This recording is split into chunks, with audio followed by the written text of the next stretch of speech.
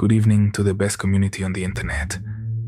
Thank you for being here once again to fulfill your dose of stories related to the paranormal, the inexplicable, everything that will make you question your skepticism.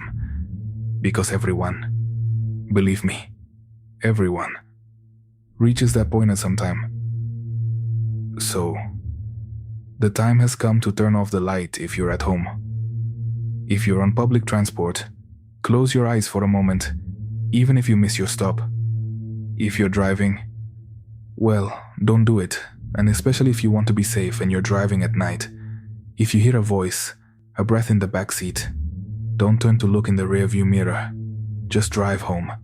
For a moment, let yourself be carried away by the following tales of the night. Hello, Uriel. I'd like to share this story with you and the community. I'm from a municipality in the state of Guanajuato, a fairly quiet place, without the hustle and bustle that characterizes other larger places in my state.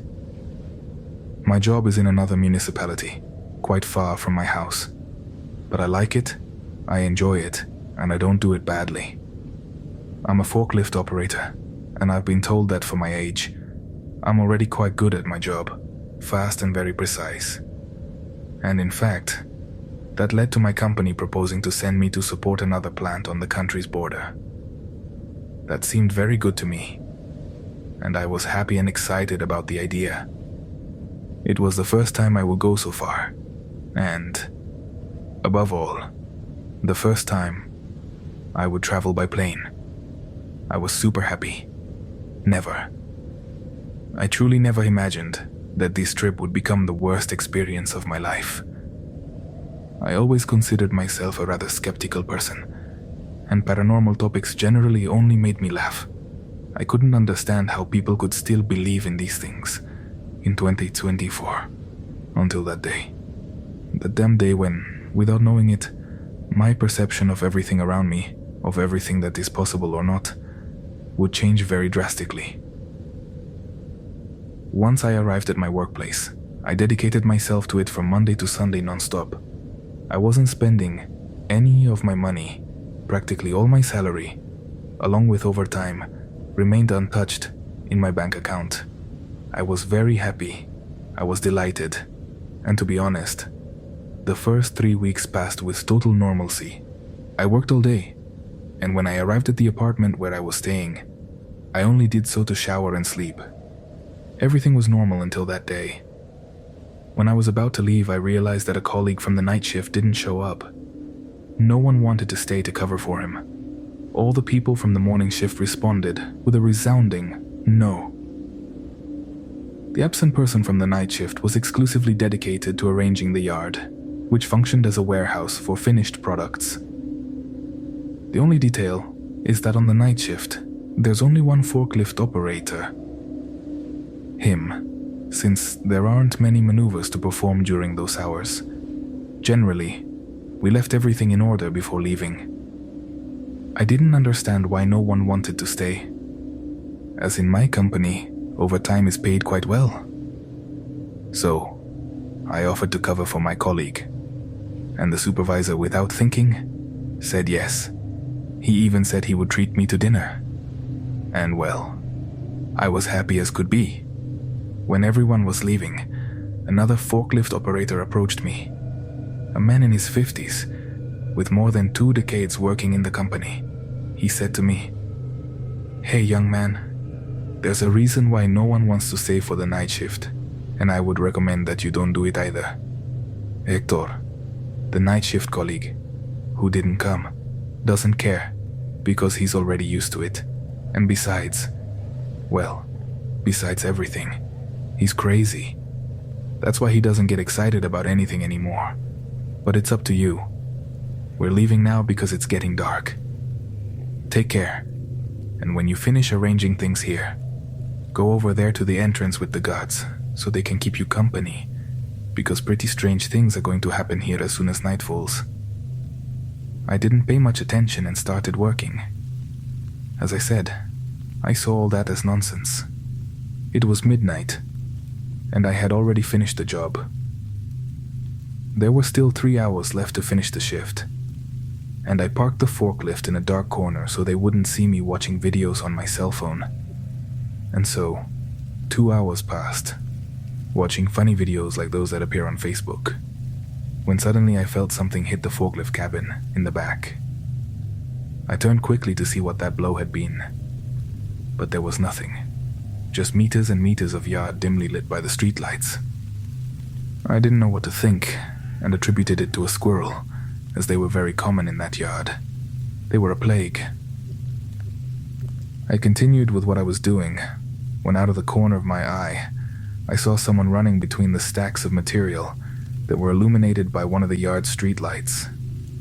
I thought one of the guards was playing a joke on me. It was as if they whistled at me and hid to then run out between the material. But of course, that always happened during the day. Even so, although it didn't make sense, that's what I preferred to think. "That's enough. Get to work," I shouted into the darkness, expecting some response, but nothing. Already a bit nervous, I started the forklift ready to go to the booth with the guards, since I was at the other end of the yard, alone. Or at least, I wanted to think that I was alone. I started moving towards the booth when suddenly, in the rearview mirror, I saw someone running again from side to side along the path that was intended for mobile equipment. It moved too fast, and the equipment we handle in my company is quite large because we move very heavy material. Therefore, the paths for it are wide. There, I knew that something definitely wasn't right. I accelerated as much as my forklift allowed me, and out of the corner of my eye, I saw that figure that had crossed behind me, running alongside my forklift, between the stacks of material. That was practically impossible, as the space between them was quite reduced. An adult person couldn't fit there in any way. Already, with adrenaline at 1,000, and with tears about to spring from my eyes, out of fear, I arrived at the guard's booth. They saw the expression of terror on my face, and without asking me what had happened, they just said to me, "You saw it, didn't you?" I still didn't understand what was happening. The words to answer them wouldn't come out. I just nodded. For a moment I thought it was all over, that this would be my experience. I wasn't alone anymore. But then, "Look at it. There's that damn thing," said one of them. I turned to where he was pointing. There it was. We all 3 saw it. A figure of short stature and thin complexion, standing in the darkness, barely distinguishable to the naked eye. The guards got nervous as they said it had never come so close to them. They turned on a lamp they had, like those used by the military to dazzle people, and pointed it towards that figure. But there was nothing there anymore. I tried to calm down, to light a cigarette to calm my nerves. My hands were shaking so much that it took me several attempts to do it. I started talking to the guards, asking them what that was and why they didn't say anything. It seemed quite real to me. I thought there might be a madman inside the maneuvering yard, and they told me that nothing could be done, that it wasn't a person, and that according to testimonies from previous security guards, that thing had been there for a long time, inhabiting that huge yard, hiding in the darkness. No one had been able to do anything. I still refused to believe in ghost stories, but it was quite obvious that it wasn't of this world, and the fear I felt, I swear to you, I had never felt it in my life. It was 3 a.m, and my shift ended. I headed to my car without looking back towards that yard, afraid of seeing something remotely similar to what we saw again. I arrived at my apartment. I entered my room to do the same thing I did when I arrived from work every day: shower, watch some videos and fall asleep. I went to take a shower. I had the bathroom right there in my room. I always closed my room door with the lock as cleaning staff entered the apartment. It was a habit I developed because several times they were about to enter when I was changing. I couldn't stop thinking about what had happened. Someone knocked on the bathroom door. At first I yelled occupied, thinking it was one of the cleaning girls, but at that moment I realized what time it was. 3:35 a.m. Besides, I had locked the room, as always. No one had a reason to be there, much less to clean. A chill ran through my entire body. I gathered the courage to open the bathroom door, wishing I had heard wrong. Wishing I had made a mistake. I was about to get out of the shower, but the doorknob started moving as if someone wanted to open it. Then it stopped. I didn't know whether to stay or run out, check if someone had entered, try to defend myself, or, in any case, take my wallet and escape from the apartment. Finally, I decided to go out, but there was no one. My room door was locked, the apartment door too, even with the chain on. There I realized that my mind was already playing very bad tricks on me. I had never been so scared as moments before at work. Surely the suggestion was going to follow me for a good while, but the doorknob looked too real. My mind had to be really messed up to confuse me in that way. I had to calm down. I went out to smoke. One more cigarette. I felt like I was going to go crazy if I didn't take a moment to breathe, to try to rationalize everything that had just happened. But when I returned to the room, I felt something. Someone had been there. Someone had just left. I felt it in that cold that was already taking over the room. I spent the rest of the night in the living room waiting for dawn. I didn't hear anything strange anymore. That day, I asked to return to Guanajuato, and there were some laughs. Looks like they were expecting it. As much as I told them it was because of the heat, I think deep down they knew I had seen something that night. That same week I was back home, here from where I write, with my family. Only here do I feel the confidence to share this story, far from that city, from that plant, from that hotel room, where now I'm sure something followed me. I'd like to know that I'm not the only one, that someone has been followed by some entity sometimes, some apparition. I know it's terrible, but I really need to know that it's not just me. Have a good night.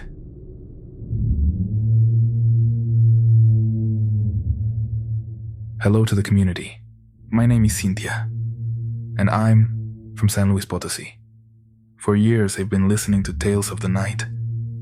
However, I had never had an experience to tell you. A few days ago something happened that I thought wasn't important enough to share. But I ended up convincing myself that there's probably something paranormal. I'll let you judge. Last Friday I had a conversation with my boyfriend, and that's why I'm writing this email. I've been living with him for 3 years. My boyfriend always puts background noise for 20 minutes before sleeping. At first, I found it annoying, but I ended up getting used to it. We usually put on a history or botany podcast.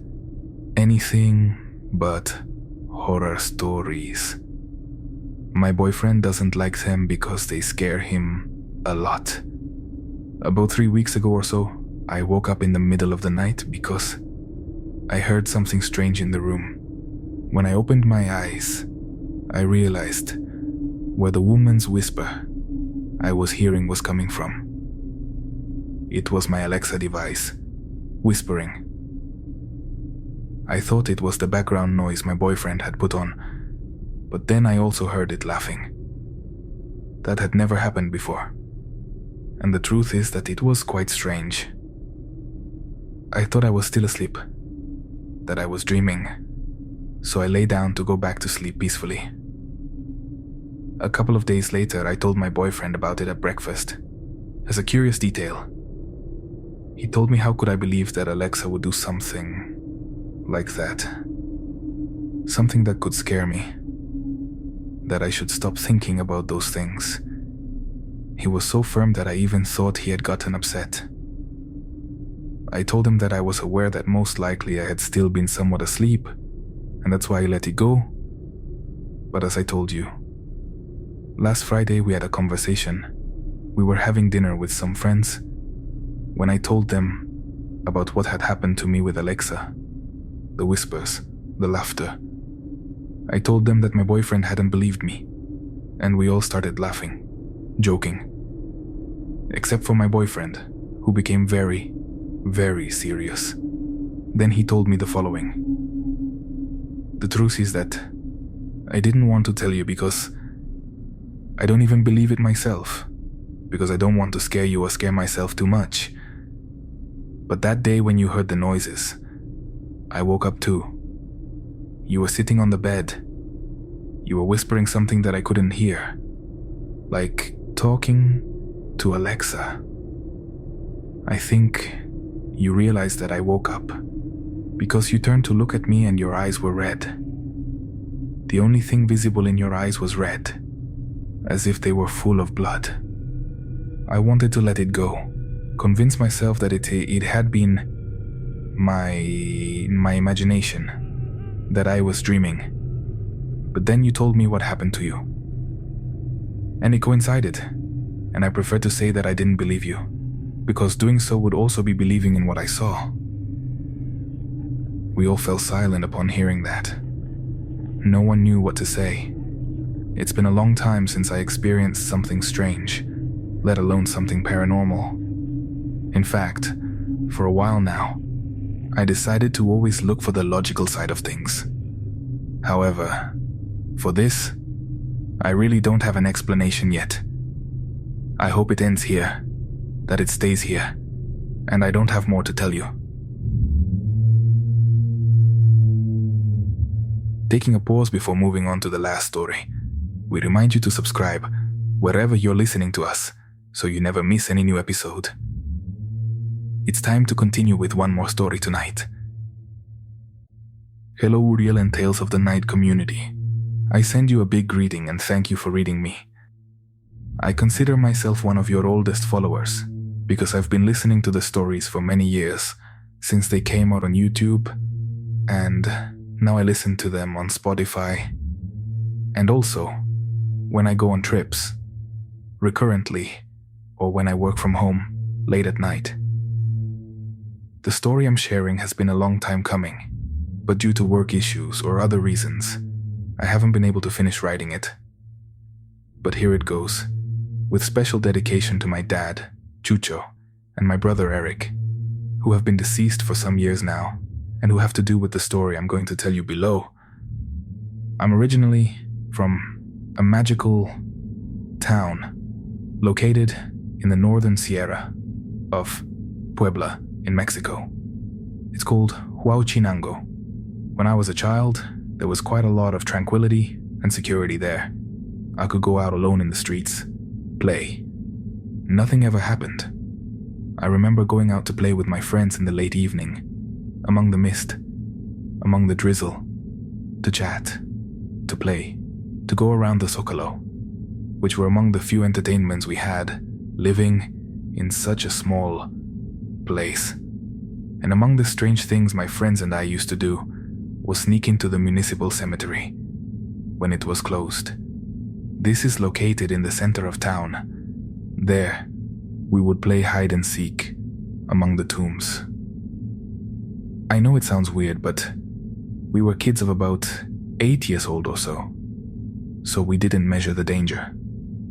Besides, there was a certain adrenaline in thinking that maybe something could come out, or at least that the cemetery watchman might catch us.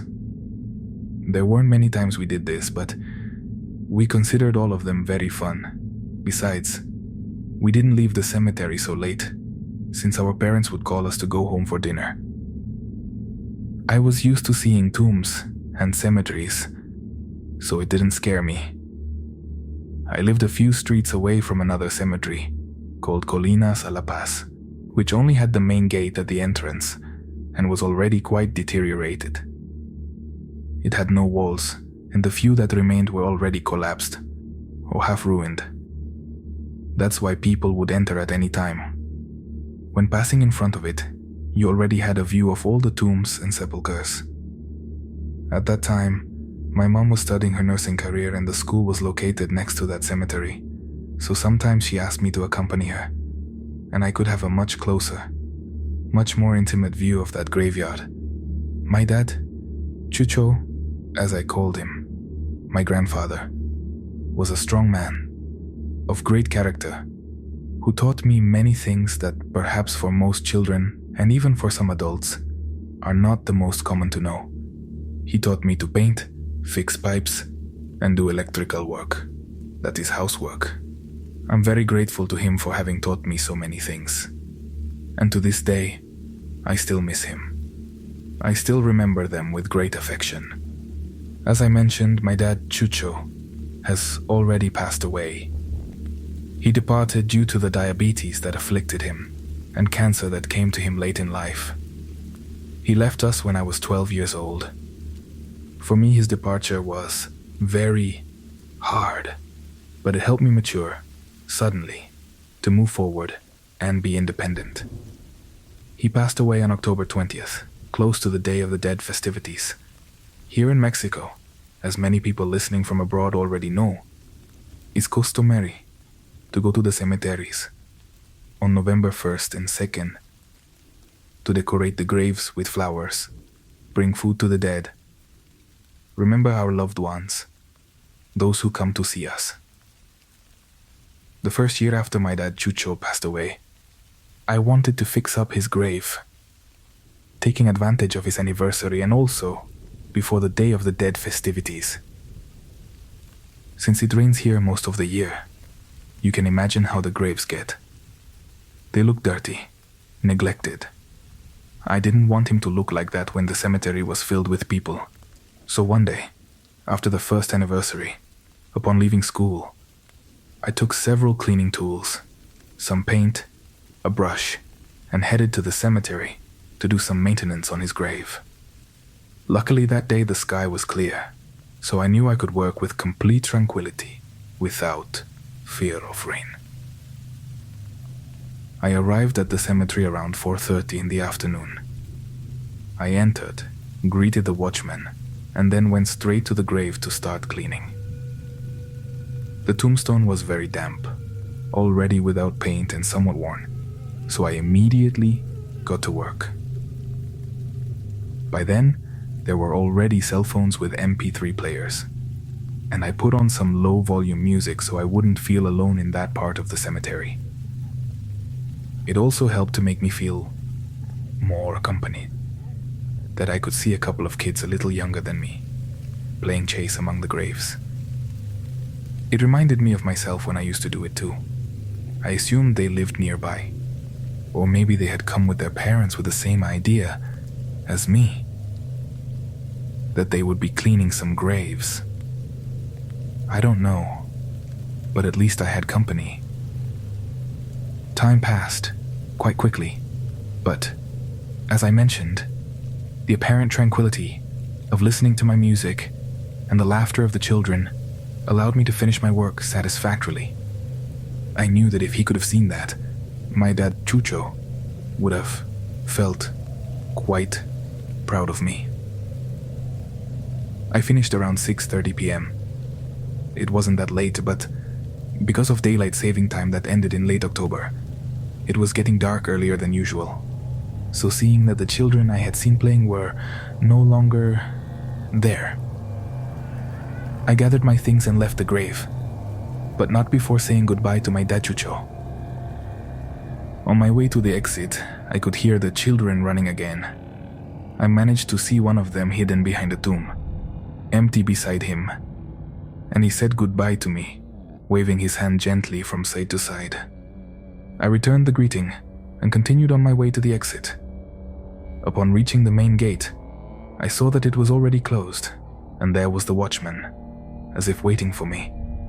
I approached him to apologize, to greet him. Good evening, I'm leaving now. Good evening, young man, it's already dark. I was just waiting for you. I thought something had happened to you. No, I'm sorry.